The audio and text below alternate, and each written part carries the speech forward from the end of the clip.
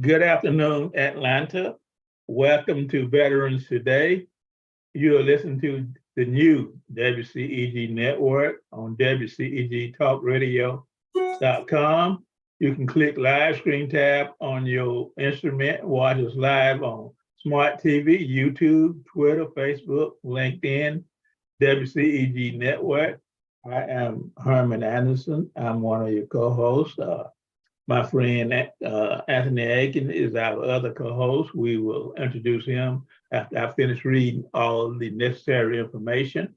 We are the Worldwide Community Empowerment Group. We speak life in the community. You can subscribe to us free on YouTube at WCEG Network. And we also have added some other platforms where you can download free on your mobile app. iOS, Apple, or if you have Android instruments, Google Play. Last but not least, the topics and opinion of those of the show hosts and guests, not WCEG Network. I am Herman Anderson. My friend and frat brother Anthony Aiken is one of our co-hosts. How are you doing, sir? Absolutely wonderful. It's so good to see you, my brother. And not only that, I'm excited about our guest today, who's not only a frat brother, but he's a fellow Geechee homeboy like me. So even though he's in Hawaii, we still like to eat rice and fish and have a good time, right? So we have a great guest on today, and it's just a pleasure to be with you. But before we get into Keith, I think there's a few things that we need to let our worldwide guests know about, and the importance of some of the changes, Herman, that are occurring in the VA system in regards to service member getting compensations and benefits. You know, the system is streamlined now. Everything is automated. So you really need to make sure that if you're looking forward to getting your benefits and your compensation, that you have all of your data together and making sure that you are involved, because it's important that you understand the rules of engagement, know that the system has many veterans. You represent a Social Security number. So as many documents and information that you can provide, it's to your benefit. Well, that's important to your benefit. That is true. And as you know, the system is changing the way the VA evaluate claims is changing, and it's almost fully automated. And that's we've been doing this for 7 years, and we've been dealing with helping people with their claims for longer than that.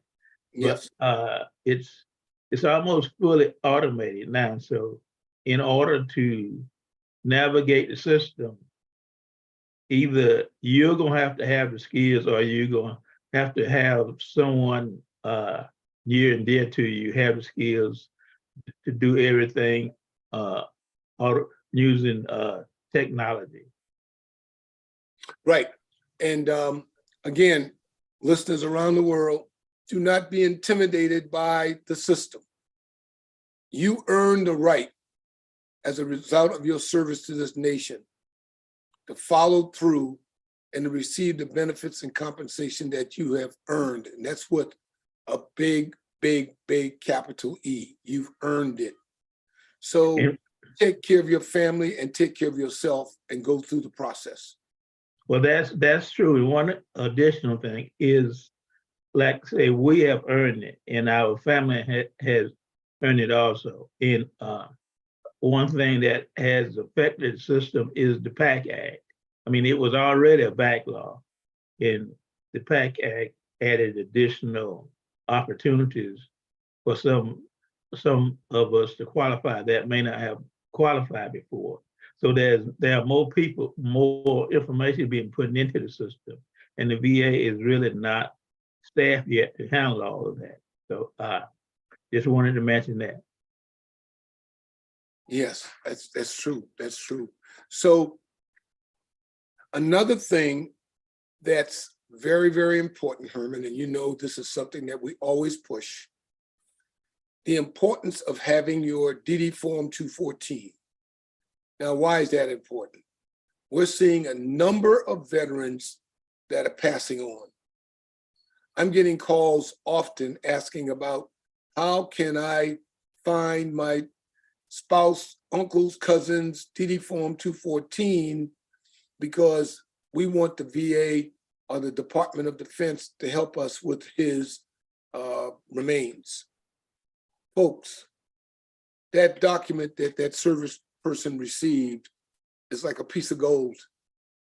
If you do not have it, then you can go to the Georgia Department of Veteran Affairs or wherever you're located, Department of Veteran Affairs, and provide them with your Social Security number so they can go out and get your DD Form 214 that will help you with, you know, your remains of your loved one.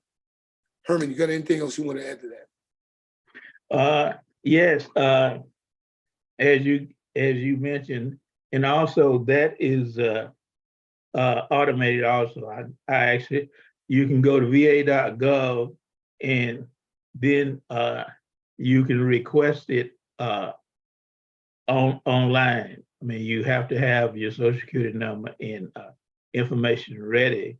But if you have not created an ID, ask that you create an ID, and you can also request your DD 214 online. Right. And for those veterans who may not be as computer literate or anything like that, you know, there are family members that can assist you, or you can call the 800 benefits line and ask for assistance. Don't take no for an answer. Do not take no for an answer for something that you've earned. Follow through, go through the process, and get what you've earned. I can tell you, since I retired in 1999 from the United States Army after a 26-year career, I have received tremendous support from the VA. I may be, you know, a small number, but for those small numbers, we've been taken care of very well. But we were persistent. We did not allow the system not to service us. We held the system accountable because of our service to this nation. So what I'm saying to you is, don't quit.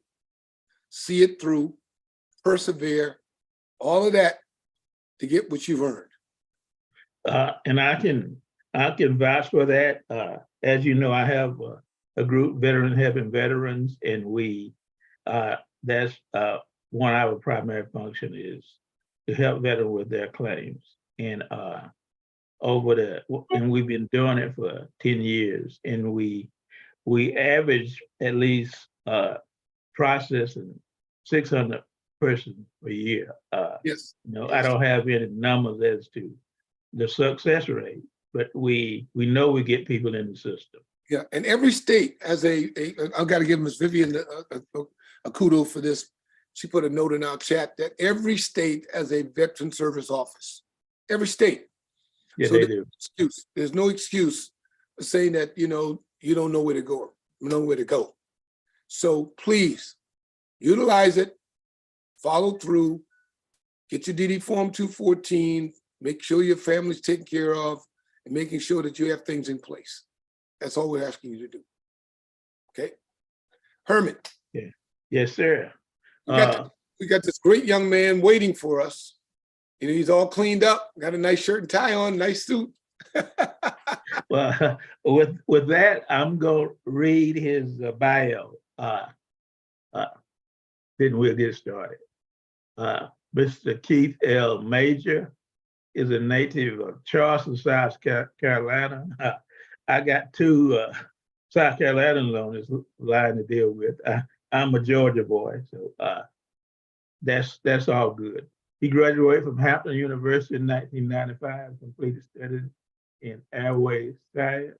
He was commissioned in August of 1995 as Second Lieutenant of Marines at the Officer Candidate Course in Guantanamo, Virginia. He completed the basic school in 1966 with duty 1996 for duty as motor transfer officer. In 1999, he received an inter-service transfer to the U.S. Navy for duties involved flying. In 2008, he was redesignated as Navy Intelligence Officer, graduated the Navy Intelligence Basic Course, NIDOC. Uh, I'm going to not read all of it. After 24 years of active duty Navy service, he retired, became a career transition, a personal change, role of changing orientation to be to the role already held. As a result, he enrolled in China College Business, where he is currently working on a China Global MBA. Uh, Keith Major is founder and CEO of Brighter Beginnings Incorporated.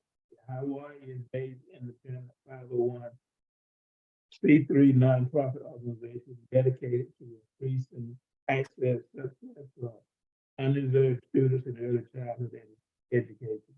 Brighter Begins promotes the school readiness of children ages 1st to 5 by enhancing their cognitive, social, or emotional development. Uh, he's married with two children, Gabrielle and KJ, his wife, Carla, is currently a tenured professor at U.S. University of Hawaii, West Iowa. Uh, although Hawaii is not his home, he is a experienced world traveler with extensive time living abroad and able for intelligent and available for international employment, especially in Southeast Asia. Mr. Keith Major. Awesome. Welcome, Keith. How are you doing today from Hawaii? I'm doing quite well, sir. Early start to the day here in Hawaii. Good morning, everyone, to all the listeners and the viewers.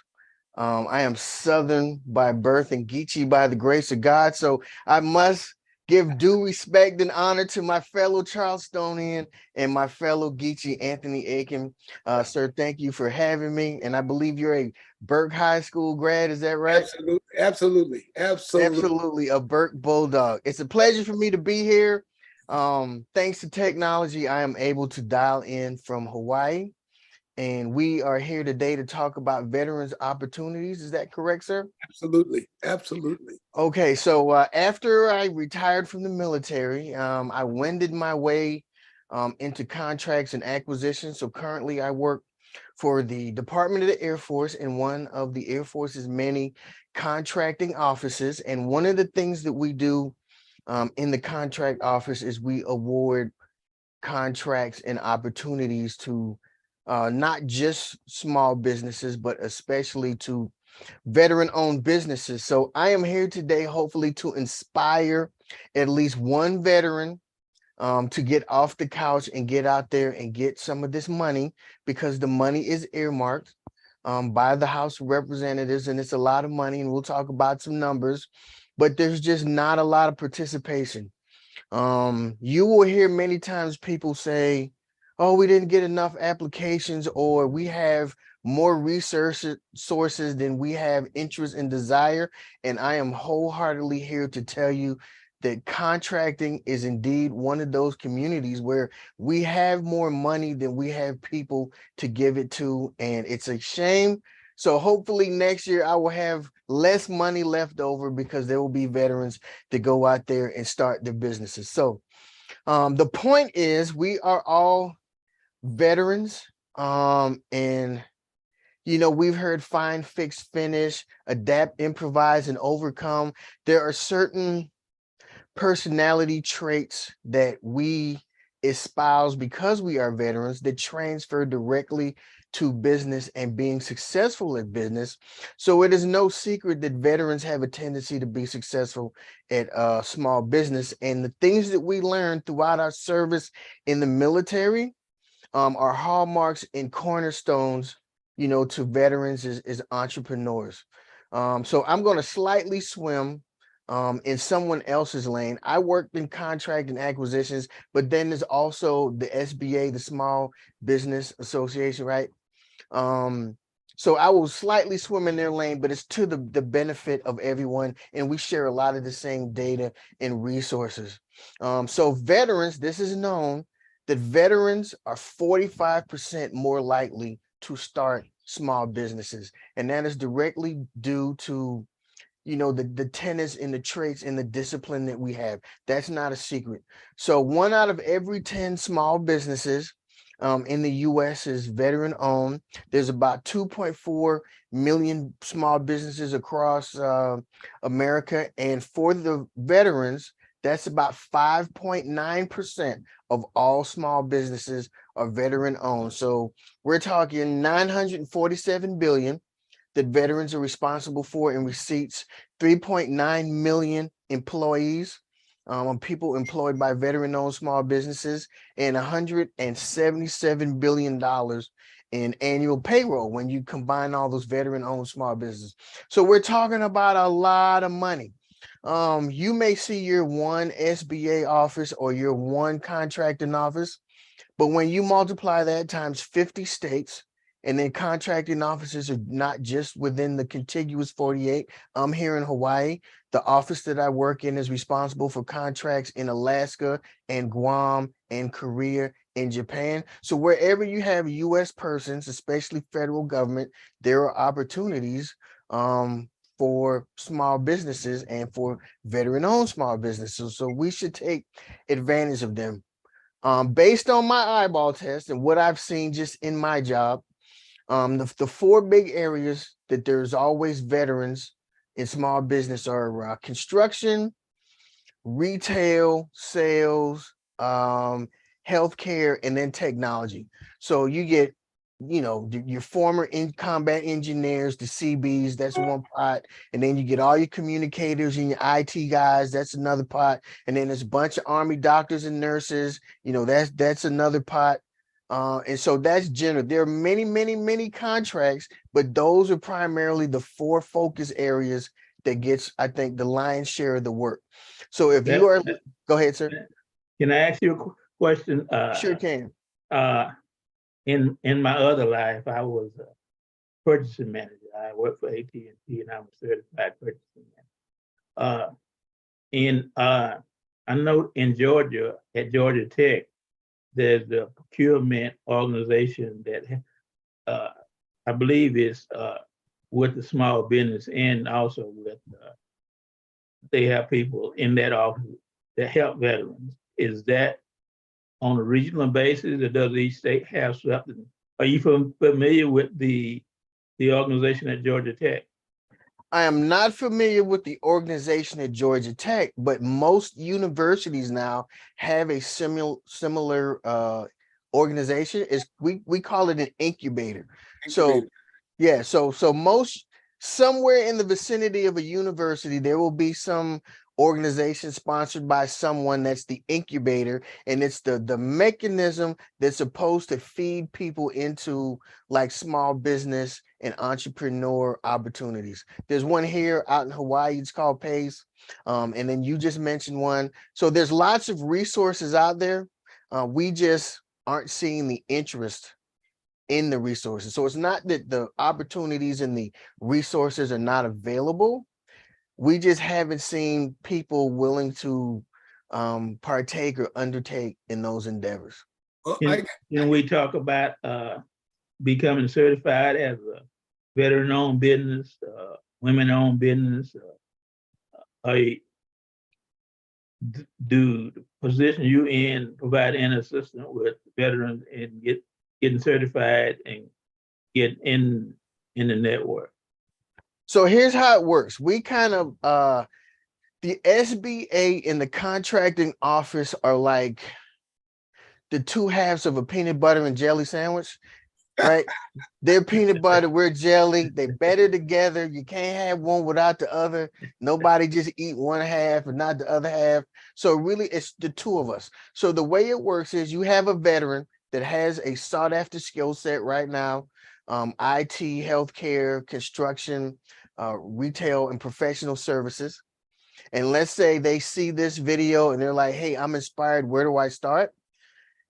The first place to start is the SBA. and you can go to sba.gov and read all the literature, go into one of their offices, and those are the people that provide the 8A certification. And I get it, it's painful. Everyone knows it's painful, takes you about a year. It's a lot of paperwork, but I promise you it's worth the struggle and the heartache. I personally just don't think that the SBA has enough people. They don't have enough human capital to process and do the training that's required. But when you make it through that arduous process, your business will now have an 8A certification. And then you go in this system called sam.gov. And then in the contracting office, will now be able to see your business. So what my office does is we get all of the requirements for the Air Force, sometimes joint agencies.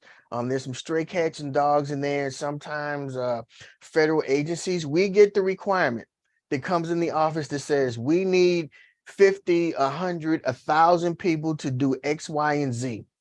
So my office is the one that has to go out and find the small businesses, and there's rules. So a lot of this money must go to small businesses. There's all kinds of rules, like if the government contract is less than $225,000 or less than 1.7 million in conjunction with a contingency or natural disaster, it absolutely positively must go to a small business, and there are no exceptions. My office has tried on several occasions to have things pulled from the 8A program because, guys, we found nobody. There is no small business that can provide this service. Can we go out in the open network? Absolutely not. And we have to go back and try again. That happens frequently. And so we match small businesses with requirements from the government. And then my office is the one that actually writes the solicitation that you see in SAM. So if any of the listeners or viewers have been on sam.gov, you might see my name floating around in there because I have posted quite a few solicitations. And that solicitation will have the requirements for what the government requires in terms of resources or manpower, what the end product is. And then if you are awarded the contract, my office, e.g. me, has to physically write your contract between your 8A small business and the US government. And most contracts probably about 30 or 40 pages long, bunch of technical stuff. If you're awarded, I will bring you in the office and we will go through the contract line by line so you understand everything. And then you sign, and then someone from the office, my boss, will sign on behalf of the US government, and we shake hands. Congratulations, sir, ma'am. You are now in employment of the US government. And then if you require any training, then you can go back to the SBA, and then they will show you how to use all the different systems that are required, because the government ain't cutting no personal checks. So how does your employees get paid? Well, you have to generate an invoice, and then it goes in a system called WAF, Wide Area Workflow, and then there's Pi and Spamajam, and these are all systems that we use to transfer money back and forth. But that training you get from the SBA. So we actually have an SBA rep in our office that works full time, and that's the person we go through. And if she is unable to do it, then we actually call up the big SBA office and tell them, hey, we're having this issue, that issue, or what can you help us with, and vice versa. So that's how that process works. I can tell you, just listening to you, Keith, I was just going through my mind because as a former business owner that went through the 8A process and was successful in the 8A process, I know it works. And understanding the rules of engagement, as we always talk about, and that's getting to know who your contracting specialist or officer is, and to develop that relationship with that person is like gold. Because that person believes, if that person believes in you and that you have the requirements to fix a problem, that's why a contract is let. The government says we have a problem that needs to be fixed or addressed. They will award it to you. But be it known that if you accept this contract, you need to be able to perform. because the government's going to watch you like an eagle to make sure that the government's interest is taken care of. So understanding the rules of engagements, understanding the systems, getting the training, making sure that you have the right certifications is just gold. And there are also sole source opportunities too, based on your particular certifications. So just because you're in the 8A program, listeners need to know that you're in a pool with all the other 8A programs worldwide, unless it's going to be a sole source that you can meet the requirements that the government is looking for. So there are a lot of good things involved with it, but understanding the rules of engagement, understanding the rules completely is important. I don't know if it's still the same as if you get a thick contract, you still go to Section L, because Section L is basically what the government wants and for what you need to do to submit a proposal. Is that still the same? Very good. Why am I going to work every day? We can just get you. So if you have not seen a government contract, they are in sections. And Section L does have the performance work statement or statement of work. And that's where the government will outline exactly what is required. We need a widget that's yay wide, yay high, that can widgetize this much and X amount. They will break it down to the absolute like detail of what is required. So there is no confusion.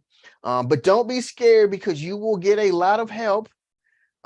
Because the way the program is designed, we want small businesses to be successful. And the goal of the 8A program is to grow small businesses to medium and large businesses. So the success story is when you have a small business that becomes so successful that they revenue themselves out of the program. And I've seen that a couple of times. And unfortunately, they went too far too fast, and we had to terminate their contract because they were no longer a small business. So that was a win for them, but I was not too happy about that as far as my job was concerned. One thing I think you should also expound on, Keith, is to understand for small businesses to understand the rule of joint venturing and assuming the characteristics of a large company. I know in our business, we found that it was very important that we were going at a large contract, say with DLA or with the VA or with the Department of Energy, whatever it is. If there's a large business that's been doing a large amount of money, work there, then it was important for them to joint venture to assume the background of their larger company to win the contract. Can you expound on that? Yeah, that's called subcontracting. Some contracts, depending on size or dollar amount, they will sometimes have a requirement for subs. The whole point is the House of Representatives, the government, all politicians run on, we're here to support middle America and we're going to empower small businesses. So in these big multi-billion-dollar government contracts, they bake in set-asides for small businesses. So in the contract requirement that comes to my office, it will say the government will have a requirement for X, and pursuant to requirement X, there must be X percentage of small businesses. This contract is allowable for subcontracts on behalf of the prime vendor. All of that comes baked in. That's recipe format. That's nothing my office control. We basically get told this will be the structure of it. So basically what it is, you have, I don't know, let's say it's $100 billion contract, and the politicians will get in the room and say, okay, 60, in order for me to vote and support this, 60 billion of it can go to large businesses, but the other 40 billion must go to small business via the 8A program, and we're going to earmark and code this money. So we call it the color of money. Different pots of money have different codes, but we call them colors. So you can only spend this money on this. You can only spend this money on that. And so that's how the small businesses then get their fair share of the overall requirement. One other thing, it's very, very important for a small business to make sure that they have a good toolbox. Now, what is a toolbox? The government wants to make sure that you have a very good financial management system. How are you going to track the government's money? They're going to give you all these dollars, but how are you going to take care of the government and making sure that's being used correctly? So making sure that you have a good financial management system according to the FAR, Federal Acquisition Regulations, to show that each category is annotated, because the government wants to know what your G&A, your general accounting, is going to be, what your overhead, and what your potential profit on this particular project. And it's different for construction, it's different for retail, it's different for technology, and it's different for personnel management. So those are the key ones that you mentioned. So can you expound on that to make sure that they understand the importance of not only a financial management system, but also a management plan if they're going after a particular contract once they get into the program? Yes, there's mandatory reporting. We call that contract administration. After you're awarded the contract, then you go in this period called contract administration, and there's all this periodic reporting that you must do to the government. Fair amount of work administratively, but, and this is the key but, remember the 8A program is kind of set up for small businesses to be successful. So you will get a ton of help. There is no shortage of help to get you over this hump. And a part of that goes to the SBA. But unfortunately, the lion's share of that is the contracting officer, because once the contract is awarded, the entire responsibility of execution of the contract falls on the contracting officer. So we kind of help them help us. So we kind of swim a lot in SBA's lane, and we get people spun up. And it's something as simple as, if you call me and say, sir, I know I have this financial report that's due on the 1st of the month and I don't know where to start. Oh, well, let me send you this template. All you have to do is fill in your accounting, call me back. We'll go through it and I help you understand it. And ultimately that makes it easier for me, because when I get your financial report, it's already in the format that I like. So you're really saving me the problem of copying your numbers and putting it in my phone. So we do those sort of things all the time. The key for us is, if you can execute the contract requirements and do the work and keep Uncle Sam happy, I will bend over backwards to do all the administrivia and all the nitpicky admin stuff. I will help you do that stuff. My job is to remove barriers and hurdles so that all you have to do is go out there and perform on behalf of the government. That is so Yep. important. Let me ask you a question. I'm a small business owner. I just got my 8A certification. Do tell. And there's a RFP that just came out, and I want to request for proposal that just came out, and I want to respond to it. And I get in touch with the appropriate people, the process and all of that. Someone that doesn't have the experience and just doing it for the first time, can you recommend any help? The easiest thing to do, sir, is and when you scroll down, I'm presuming you're in sam.gov. When you scroll down to the bottom of the RFP, there will be some contact information at the bottom. It will be probably maybe 2, 3, maybe even 4 people. One of those people will be the actual contracting officer, the person that's responsible for signing the contract. The other 3 people will be contract specialists like myself. I would email whoever's at the bottom and tell them exactly what you just said. I would like to respond to the RFP.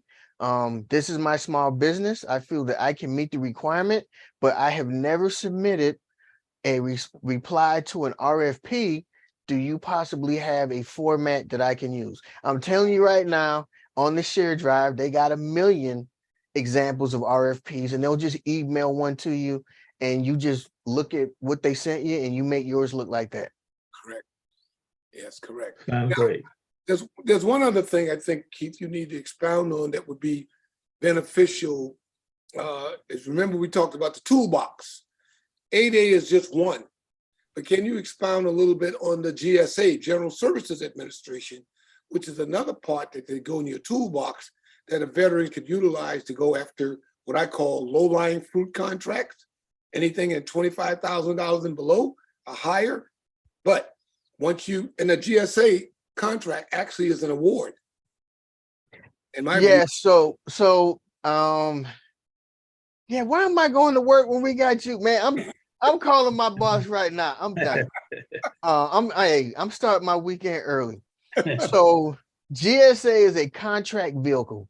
And I have another friend that's in DC that's doing this.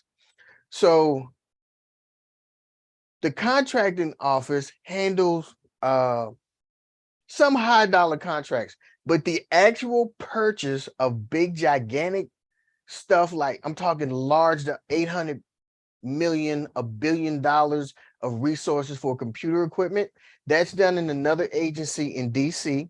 And some of that money will get a portion to 8A. Some will go to these different contract vehicles. One of them is GSA. There's another one called NASA Soup. There's one called Tuget. The whole point of these contract vehicles was to streamline and to make purchasing very common things easier for the government. The benefit to the small business owner is kind of cut and paste. It's a simpler process. Whatever product that you have goes in a catalog, and then some government agency, organization, or person will go to the catalog and say, yep, I want 100 of these. So the contract has already been negotiated at the enterprise level. So you filling that requirement and getting paid on behalf of the government is a very simple and very streamlined process. So, think of it like fishing.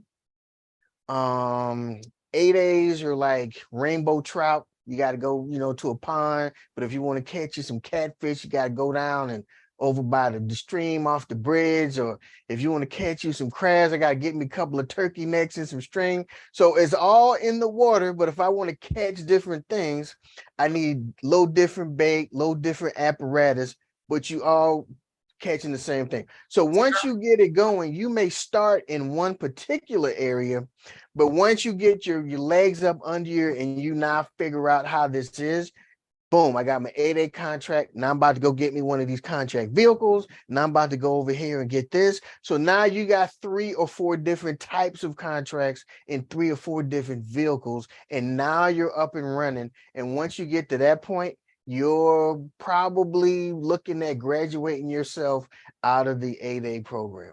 I tell you what, I really appreciated that low down South Carolina Geechee analysis. And let me say this. So this is the concern across government, and this is the big takeaway for every veteran, not even just any small business owner. This is it, but especially for the veterans.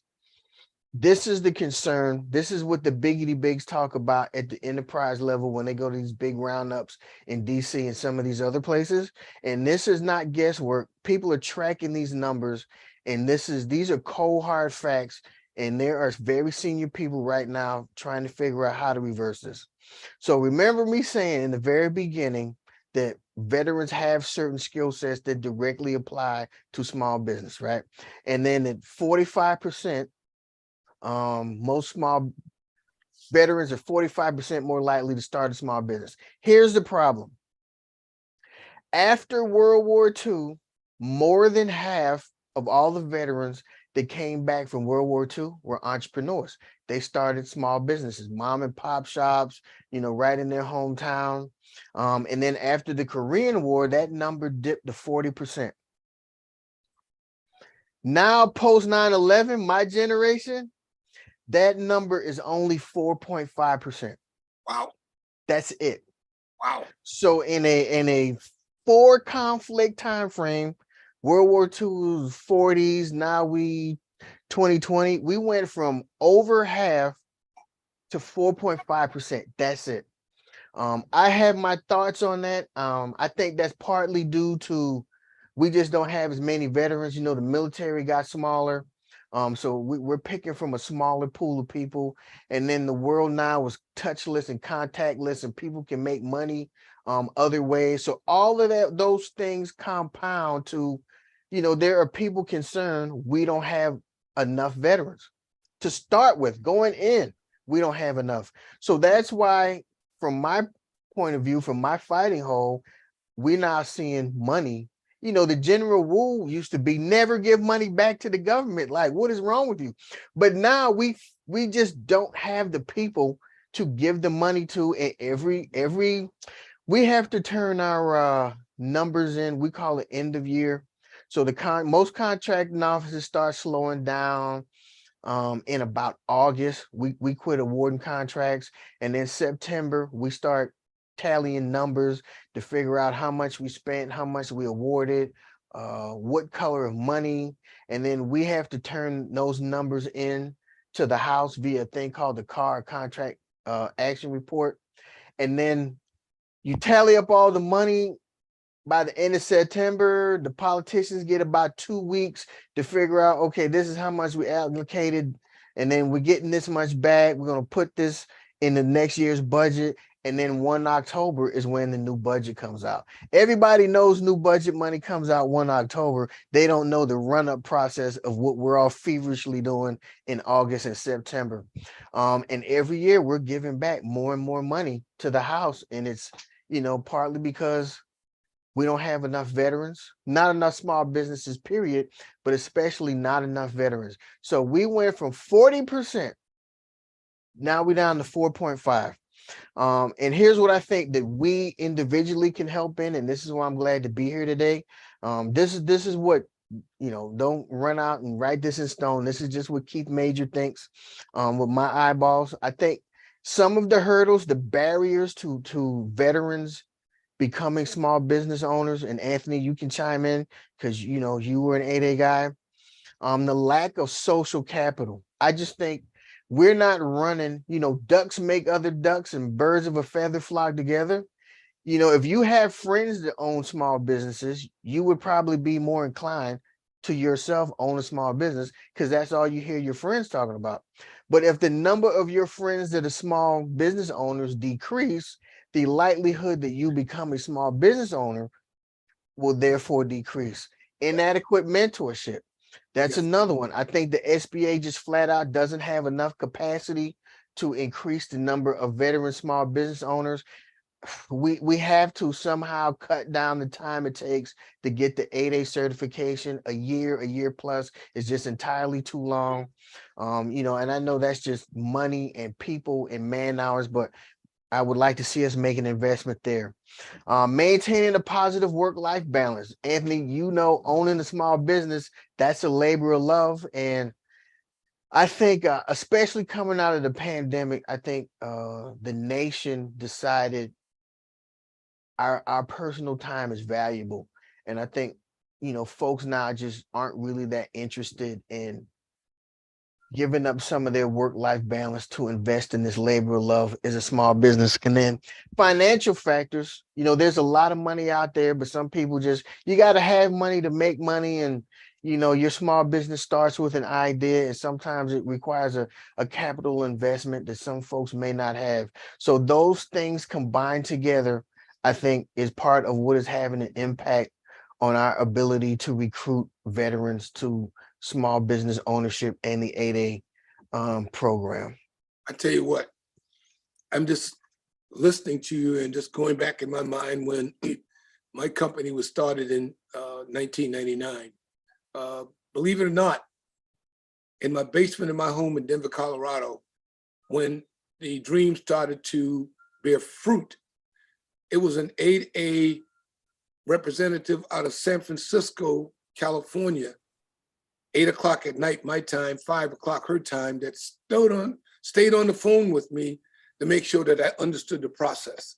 And one thing she stated to me that was, you know, just formulated in my mind to move forward was, if you go this route, make sure that you have infrastructure in place to include finances to keep your business moving forward, because the government does not want you to go for a contract if you can't sustain it anywhere from 30 to 60 days, because it may take that long to pay you. So understanding that and trying to get a line of credit or funding from family members to help sustain you, I think has been a major, major, major problem for some small businesses, individuals trying to move forward on a small business. Now, if you're in the construction area, what's the biggest thing for that? Bonding. Bonding is extremely important, especially if you're going after a large contract. That's why I said earlier, partnering or joint venturing is going to be key to help you to assume the background, the history of the major company.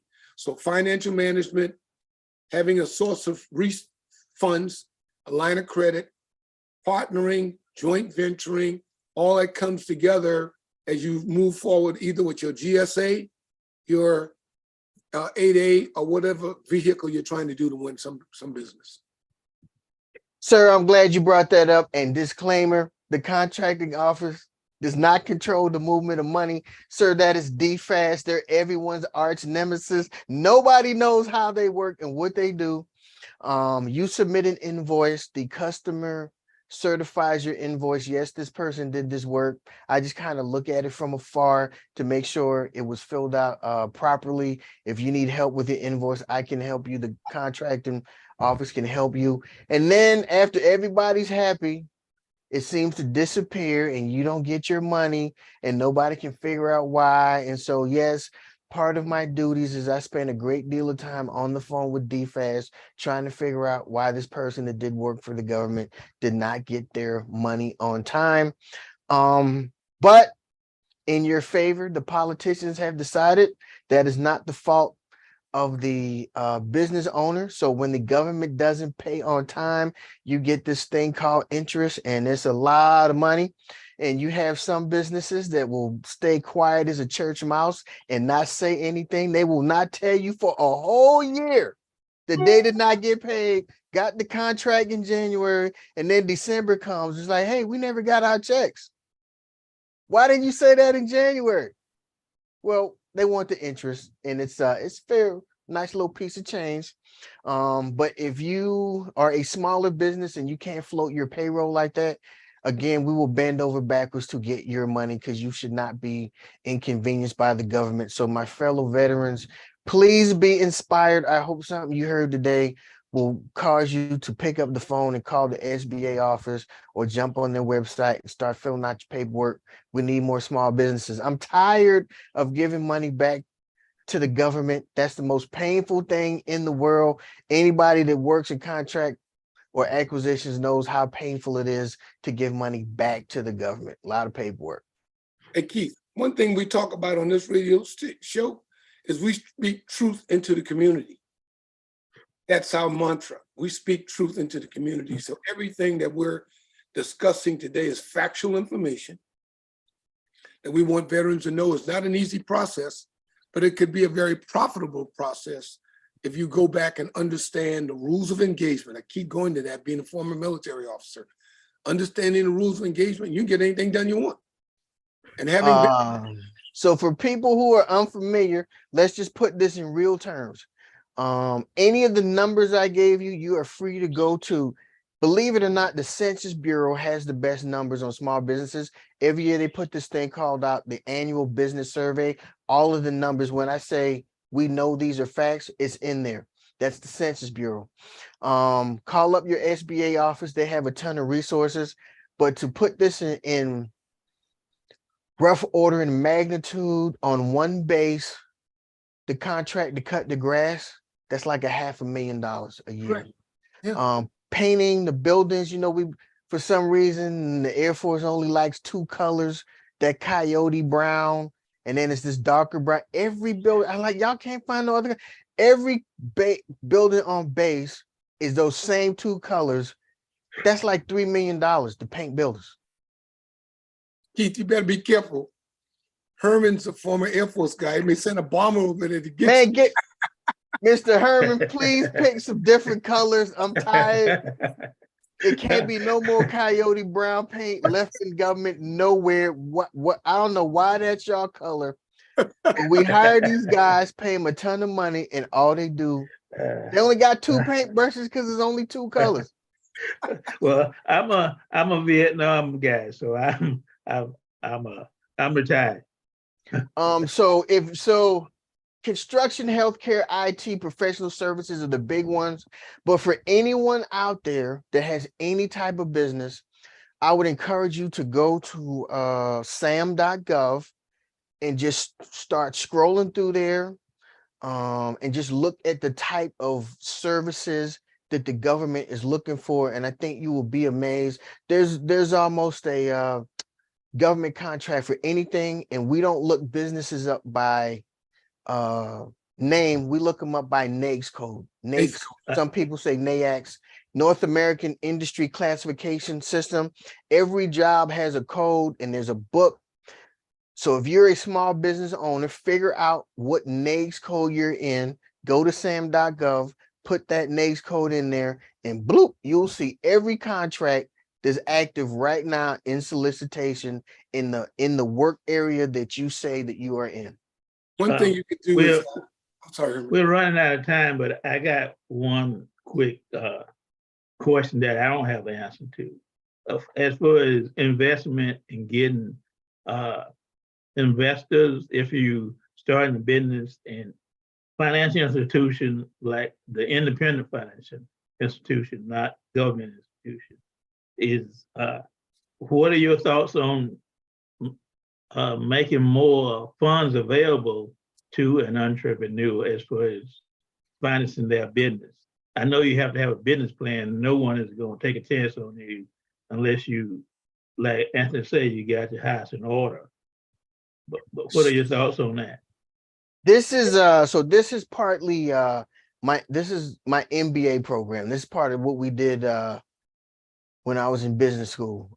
These are the incubators, that kind of stuff, resources and help you would get from an incubator. So what happens is I think second year in business school, your group has to do these projects, some of the projects for the incubator. So you would come in, Joe McNuggets, small business owner. I don't know anything about this stuff.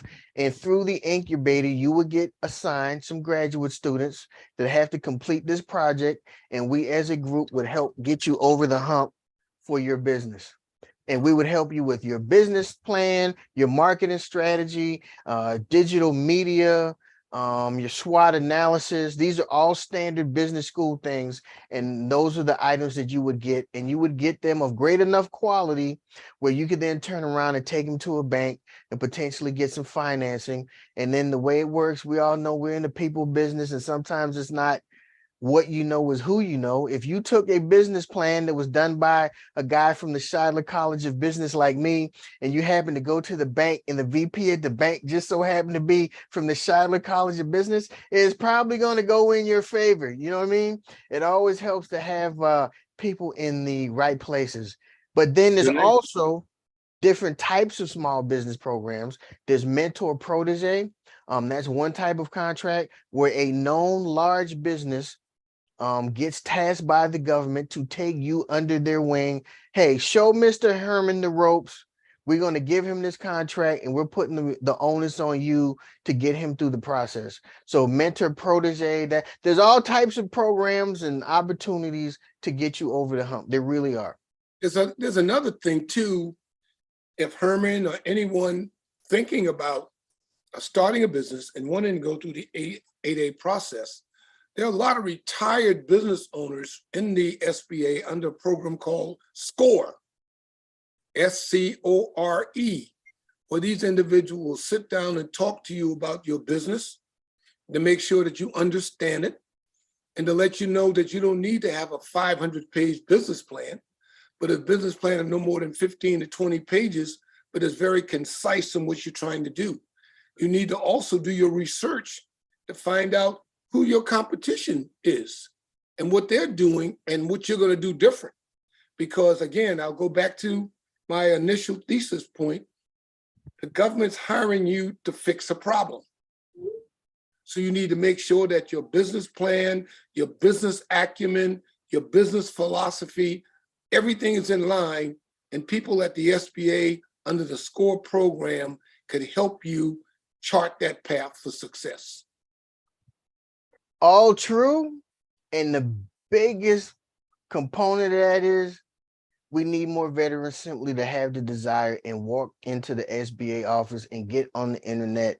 We literally have more money and more opportunities than we have veterans to give it to, and that's a shame.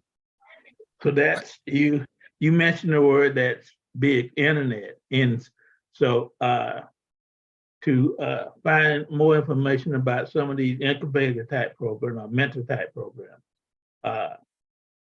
where would I start researching? That should be SBA should be able to tell you. I think it's called a is it a BSO, a business services, something or the other? Yes, BSO. Yeah. The BSO, business opportunity specialist. yeah, that person should be able to tell you. But also, if you you guys are in Atlanta, right? Yes. Right. Somewhere in Atlanta, Emory, Morehouse, Spelman, Georgia Tech, I guarantee you at least a couple of those schools have one of these business entrepreneur incubators. And Georgia then Tech. that's Georgia Tech. yeah, right there. Georgia Tech. So yeah, look into Georgia Tech. Most times there's a lot of funding. It's not very expensive. They just, utilizing their resources, and that's where you get free help. Well, one thing I'd like to listeners to go and check out, they can go online and type in SBA SCORE. And under SBA SCORE, it's sort of like a map. They got a business guide, a funding program, talks about federal contracting, the learning platform, local assistance, all of this stuff's there. So if you're planning a business, it's going to help you about writing your business plan and calculating your startup costs. If you're launching a business, how to choose the business structure, how to register your business. If you're managing your business, how do we do that? Hiring people, paying your taxes, which is extremely important, and then growing your business. How do you merge your business with others? How do you become a federal contractor? All of these things there. If you're a Native American, you're veteran-owned business, woman-owned business, service-connected disabled veteran, all of these things are there. So the tools are there. But as Keith stated, veterans walk through the door to the SBA and start your journey. Got to take a step forward. And sir, lastly, if you can't find anyone else, you more than welcome to reach out to me. Help me help you. You can find me on Facebook. If you're in SBA.gov, I'm floating around in there because I've posted solicitations. I'm on Instagram at iPhone Q, and you can email me at keith.major@emmy.com, and I will point you in the right direction to find you somebody that can help you.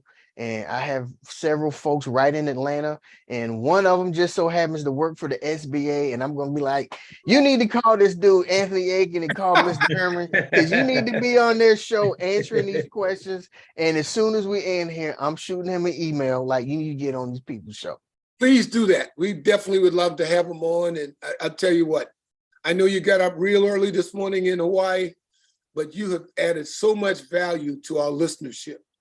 So much value. And I just want to say from my perspective, thank you. Thank you. Thank you. Thank you. And we appreciate it. As we said in our introduction, we speak live in the community. We have done a great job today with your help. So we thank you very much. Gentlemen, thanks for having me. If I'm ever in Atlanta, I'll look you up. And Mr. Aiken, there will be plenty of red rice and crabs and trotters at my mama's house. Mr. Herman, you invited. Love it. Love it. Thank you very much. And I'll see you sometime this year in Hawaii. Trust me on that. Okay? Come on out. I'm here. See you. Thank you very much. Thank you, gentlemen. Okay. Thank you. Bye-bye. Anthony.